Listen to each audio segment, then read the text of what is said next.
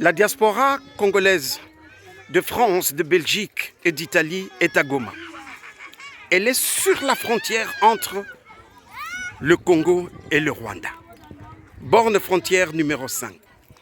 Ils viennent adhérer à l'AFC 23. Ils sont déjà de l'AFC 23 parce que ce n'est pas la première fois pour certains d'arriver à Goma. Celui-là par exemple, Mbote papa, tu viens de quel pays? Je viens de la Belgique. Ça t'étonne ça? Oui, évidemment. Mettre un pied ou un bras comme ça rallongé, c'est le Rwanda et puis ici c'est le Congo. Et toi, tu viens de quel pays? Moi je viens de la France et je vois la différence entre le Rwanda et la RDC.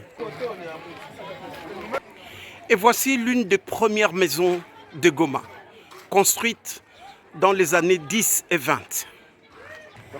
La diaspora congolaise admire les briques du quartier Birere de 1920-1910. C'est la première fois que la diaspora visite cet endroit. Voilà. C'est la première maison qui a été construite à Goma. Et donc la diaspora a fait exprès, depuis 1920. Donc la diaspora a fait exprès de venir constater par les faits nous-mêmes. Parce que nous voulons que l'histoire nous marque. Là, nous visitons la première maison. Et c'est la première diaspora, en tout cas depuis la libération, à être sur ce lieu. Ce quartier, là où nous sommes, s'appelle Birere. Pourquoi Birere? Parce que les premières maisons avant 1910 ont été construites en paille de bananier. Et les pailles de bananier, en swahili, c'est Birere. Voilà pourquoi on appelle ce quartier Birere. D'ailleurs, on dit que la première maison a été construite par un Luba, qui est resté ici durant un siècle, qui n'est jamais retourné au Kasaï, qui est décédé ici à Goma. Cette maison que vous voyez, c'est la première maison qui a été construite en 1920. C'est la maison d'un Moulouba qui a construit et qui n'a plus voulu regagner chez lui. Mais il est resté là et puis il est mort à 100 ans, un siècle. Voilà donc c'est un lien symbolique, très symbolique, que nous, la diaspora plurielle, pour la première fois, on vient visiter cet endroit. Ce qui nous a touchés, c'est le caractère symbolique de cette maison. La maison a été construite en 1920 par un Moulouba qui n'a jamais retourné chez lui au Kasaï. Il est resté ici jusqu'à sa mort. Ça symbolise l'unité des Bakongo, les Baswahili, les Baluba et les Bangala. Et c'est ce qui incarne aujourd'hui les combats de la révolution constitutionnelle portée par la FCM 23. Donc, chers compatriotes, l'unité s'impose. Le Congolais doit plutôt prêcher l'unité nationale, le vivre ensemble, la cohésion sociale et non le tribalisme qui nous divise aujourd'hui et qui a ruiné le pays. Donc voilà, cette maison-là incarne ce combat-là. Le chef Kabemba de cette avenue discute avec la diaspora. Comment arrive-t-il à protéger cette maison? Peut-être qu'il nous le dira. Chef Kabemba Mjam, Habari. unachungaka hii nyumba aye? Ndio, mimi niko chef d'avenue hapa. Mwa hii avenue Ruzizi muko nyumba tatu zenye mimi nachunga na muko watu ya leta benye letela changa ndani. Hii ikingali nyumba ya leta? Ndio. Ni tatu. Ni tatu. Il ne reste que 3 maisons sur cette avenue Ruzizi. Mais il y a d'autres maisons dans l'avenue Kisangani. Moins de 10 maisons centenaires à Goma. Il faudra les protéger comme patrimoine culturel. La diaspora rentre dans ses voitures. Prochaine destination.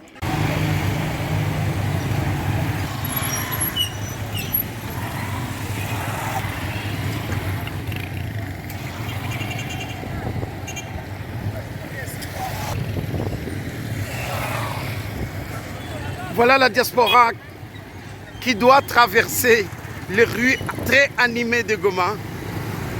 Difficile à imaginer. Nous sommes là avec la diaspora venue de l'Italie, de la France et de la Belgique. Elle vient visiter notre célèbre monument, le Tchoukoudou. Donc quand vous êtes venu à Goma et que vous n'êtes pas arrivé ici, c'est que vous n'avez pas visité Goma.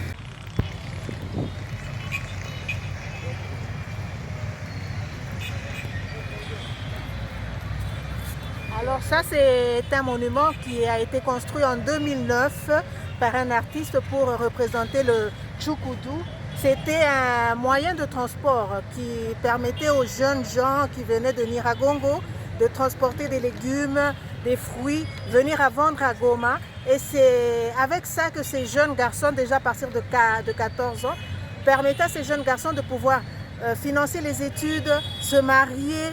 Et c'était fait en bois et ça pouvait transporter 500 kilos.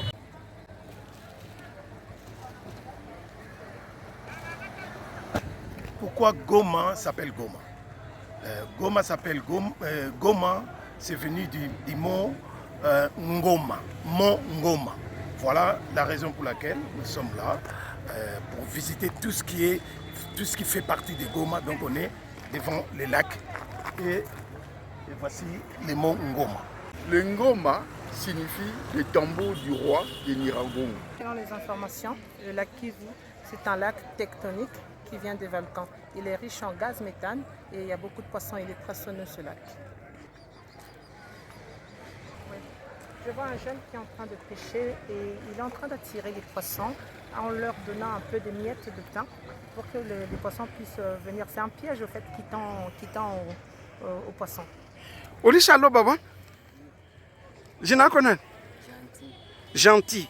Gentil a déjà pris beaucoup de poissons.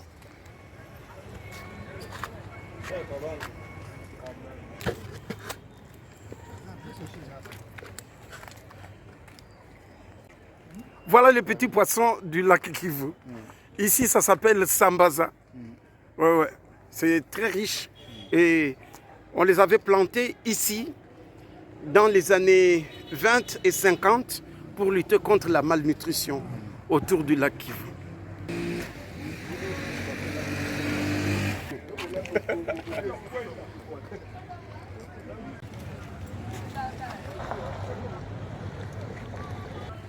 Non mais là, une fois fini, c'est un véritable bijou.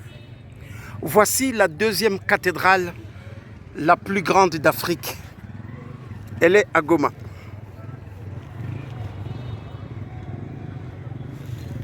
Elle a été construite avec l'aide et le financement de Marie-Olive Kabila Lembe. Votre impression? Elle est belle.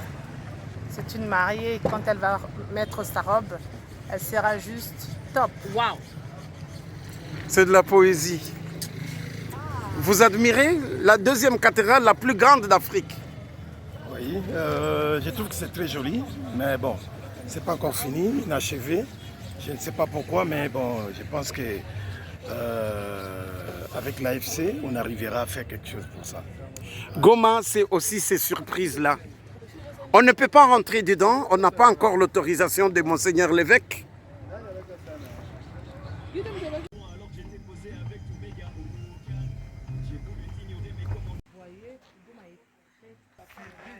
La diaspora est arrivée maintenant à Bouimba, au centre Maria Mama, exceptionnel. Là, elle discute avec le recteur, l'abbé Dominique. Vous voyez ça? Tout est fait avec la pierre basalte, donc la pierre volcanique de Goma. Et c'est non taillé. Vous voyez ces pierres? Ce sont les mêmes qu'on utilise. Enfin, elle a des vertus thérapeutiques qu'on utilise dans les saunas. Et même nos arrière-grands-parents l'utilisaient, même jusqu'à aujourd'hui, pour enlever les peaux mortes au niveau de talons de pied. Voilà. Ça, c'est les Moravumba. Mais à Kinshasa, c'est généralement connu sous le nom de Mutuzu. C'est aussi une plante thérapeutique. Elle soigne beaucoup de maladies, antibiotiques, un très fort antibiotique, très puissant. Ça soigne beaucoup de maladies. Moi, je l'utilise pour l'angine, les amygdalites, le maux de gorge, vraiment l'angine, même pour la sinusite. Mais elle est amère, elle est pimentée. Donc, elle pique réellement, surtout quand tu la mâches, tu avales le liquide là, et que ça rencontre une maladie au niveau de la gorge, ça va chauffer. Je me rappelle, mon père me disait, parce que ça a un mélange de goût, je ne vous dis pas. Imaginez un peu l'amertume et les pimentés, très fort. Comment une fusion, tu fais bouillir et puis tu bois. Mais moi, généralement, je prends cru avec un peu de sel, je mâche la bagasse, je jette et puis j'avale le liquide.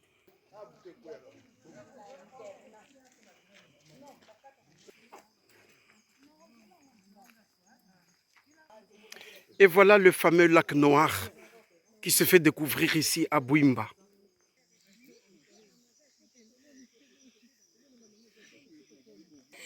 Voilà une des pirogues qui sert à nettoyer ce lac depuis longtemps pour que la végétation ne l'envahisse pas.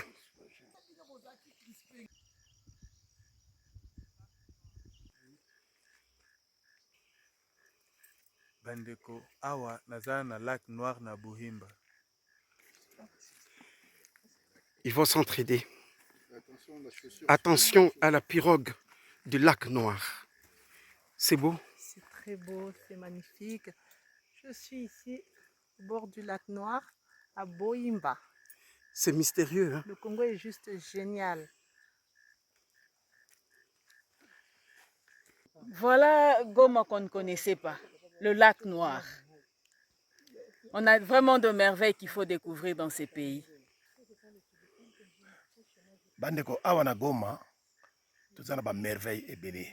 Tu as un lac vert, tu as un lac noir, et puis tu as un lac Kivu. Donc, on n'est pas raciste, on a toutes les couleurs. Vraiment, c'est merveilleux, il faut venir voir. C'est dans ce paysage du lac Noir que nous devons conclure ce reportage. Retour à Goma Centre, à une dizaine de kilomètres d'ici.